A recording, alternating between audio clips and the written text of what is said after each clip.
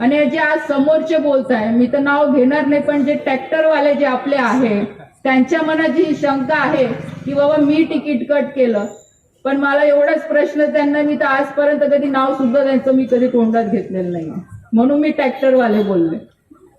ज्यावेळेस त्यांनी माझ्या लोकसभेच्या इलेक्शनमध्ये जो काही प्रकार केला तो किती चुकीचा होता, किती बरोबर होता, हे तर तुम्हा सगळ्याचं नातं आहे. आणि वरणगाव मध्ये जर इलेक्शन असेल तर इथे येणं हे गरजेचं असतं, कारण की तुम्ही सगळ्या लोकांनी मला 3 वेळा खासदार म्हणून निवडून दिलेला आहे.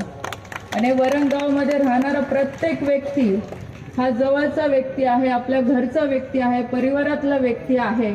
म्हणून तेवढी माझी सुद्धा जबाबदारी आहे की आज मी असेल, संजू भाऊ असतील, आमच्या माध्यमातनं आपल्या शहरासाठी जेवढं करता येईल तेवढं करायचं आम्ही नेहमी प्रयत्न करत आलेलो आहोत.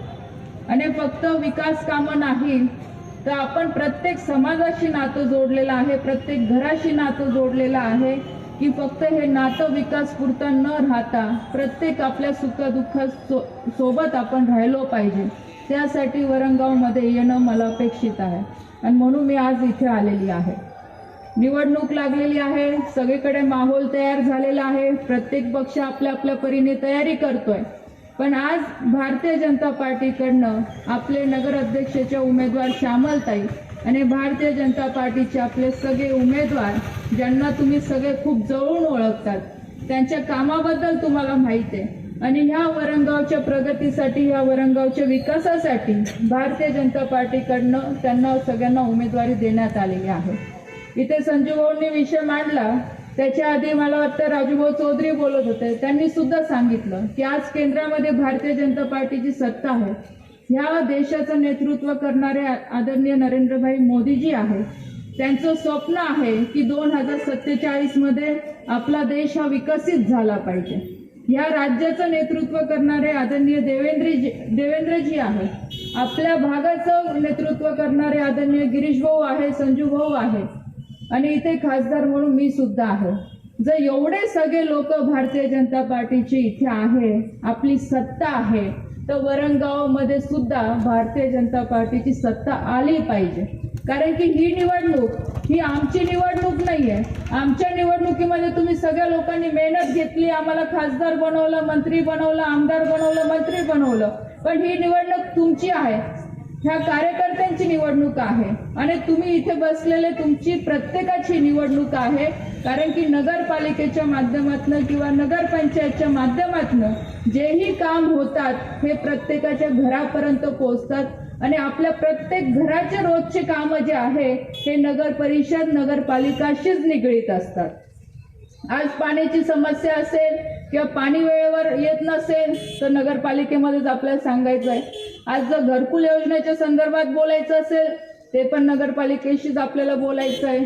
आज जर आपल्या घराचं कचरा गाडी येत जर नसेल किंवा साफसफाई होत नसेल ते सुद्धा आपल्या नगरपालिकेमध्येच बोलायचं आहे. विजेचा कुठे प्रश्न येत असेल ते पण नगरपालिकेमध्येच बोलायचं आहे. आज जर आपले दाखले असतात किंवा घराची परमिशन घ्यायची किंवा दुकान आपल्याला बांधकाम करायचं त्याची परमिशन जर घ्यायची आहे त्याचं काम सुद्धा तुम्हाला नगरपालिकेशीच पडतं किंवा नगर पंचायतशीच पडतं. तर या रोजच्या जीवनाशी ज्या निगडीत गोष्टी आहे ह्या सगळ्या गोष्टींचं जे कनेक्टिव्हिटी आहे ही नगरपंचायत नगरपालिकेशीच आहे. म्हणून ही निवडणूक तुमची आहे, ही निवडणूक प्रत्येक कार्यकर्त्याची आहे आणि ही तेवढीच महत्वाची आहे की एवढे जर सगळे कामं आपल्या नगरपालिकेच्या माध्यमातून होत असतील तर तिथे सत्ता ही भारतीय जनता पार्टीचीच असणं गरजेचं आहे.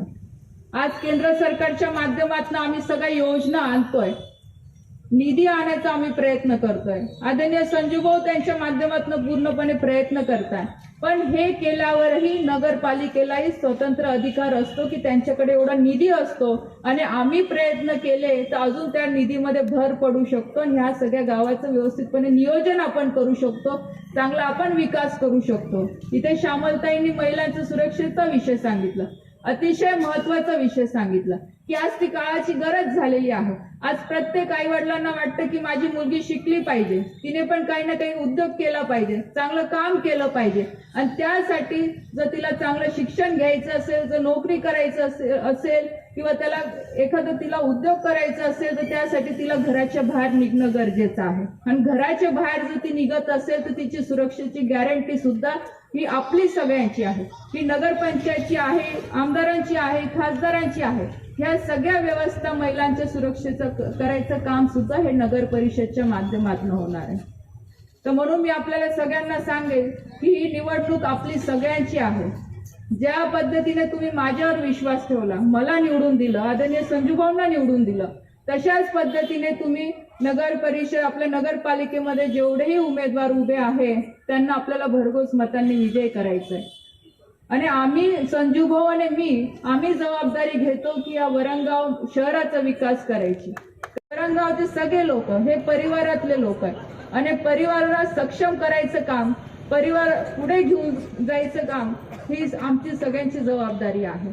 आज जे इथे विकास कामांच्या बद्दल संजूभाऊंनी सांगितलं की मागच्या काळातही आपली इथे सत्ता होती, त्या माध्यमातून बरेचसे कामं आणली, त्यानंतरही संजूभाऊंनी त्यांच्या निधीतनं इथे व्यक्तिगत आमदार निधीतनंही बरेचसे त्यांनी कामं केली।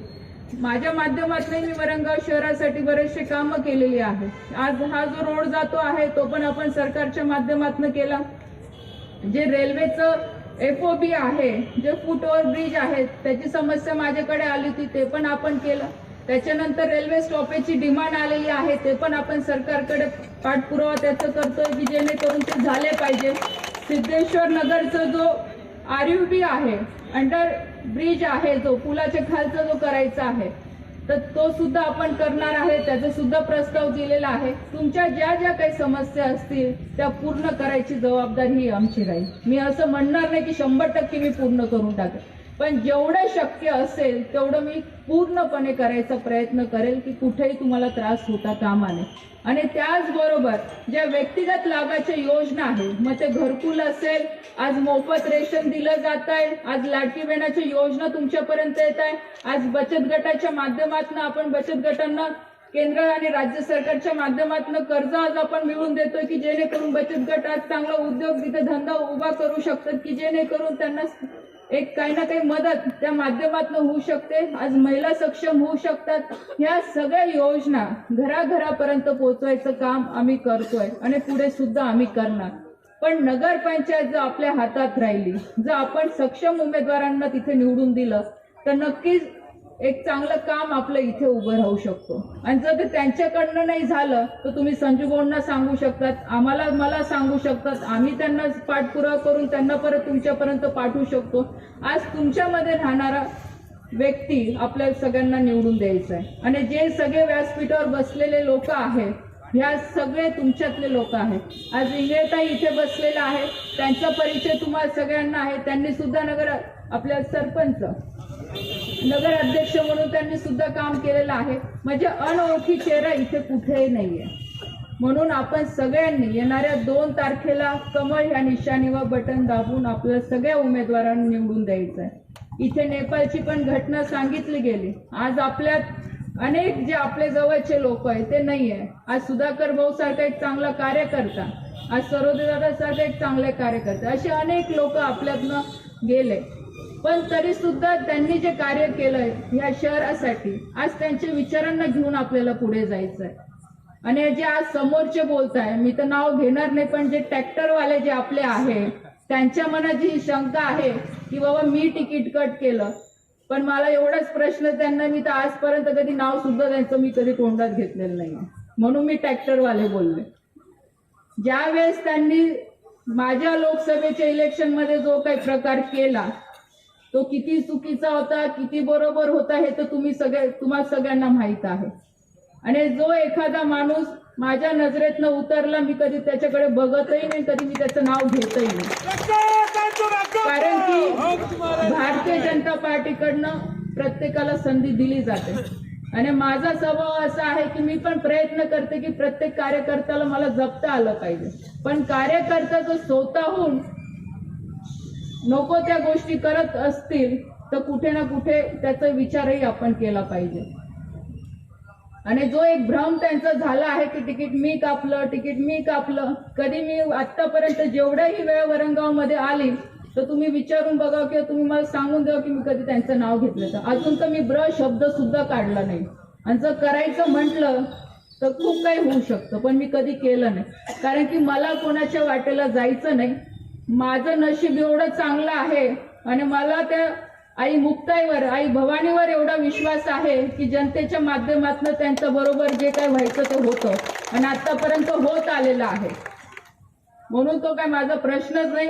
जो जातो तो त्याच्या कर्माने जातो. तुमचे कर्म तसे होते म्हणून तुम्ही गेले. जर तुमचे कर्म चांगले असते तर तुम्ही आज ह्या व्यासपीठावर असते. पण तुमचे कर्म तसे होते म्हणून तुम्ही स्वतःच्या पायावर कुऱ्हाडी मारून घेतली आणि आता ते तुम्हाला भोगावं लागतं.